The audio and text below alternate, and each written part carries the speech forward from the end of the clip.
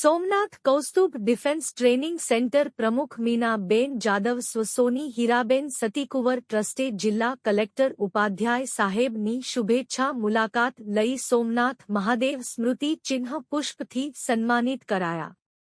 વેરાવળમાં અનેક લોકહિત સેવાઓ પૂરી પાડવાનાર સંરક્ષણ તાલીમ કેન્દ્ર સ્વપ પૂજ્ય સ્વ રણધીરભાઈ જીવાભાઈ પરમાર સ્વપ પૂજ્ય માતૃશ્રી જલુબેન રણધીરભાઈ પરમારના આશીર્વાદ સાથે સંરક્ષણ તાલીમ કેન્દ્ર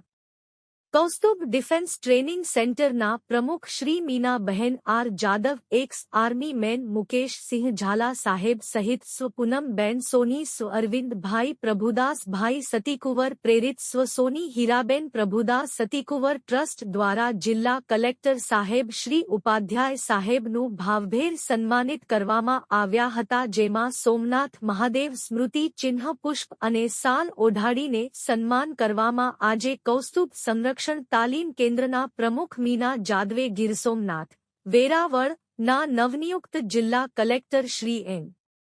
વી ઉપાધ્યાયનું ખૂબ જ સફળ અને ઉત્પાદક કાર્યકાળ માટે આશીર્વાદના પ્રતીક તરીકે પુષ્પ અને સોમનાથ મહાદેવની સ્મૃતિ ચિહ્ન અર્પણ કરીને ઉષ્માભર્યું સ્વાગત કર્યું।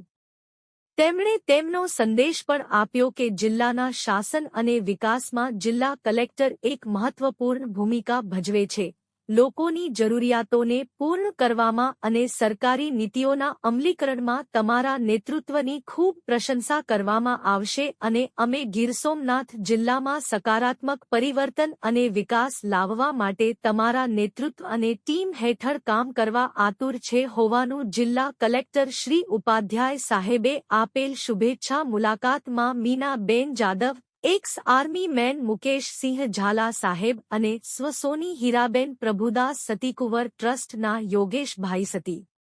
કુંવરને જણાવ્યું હતું।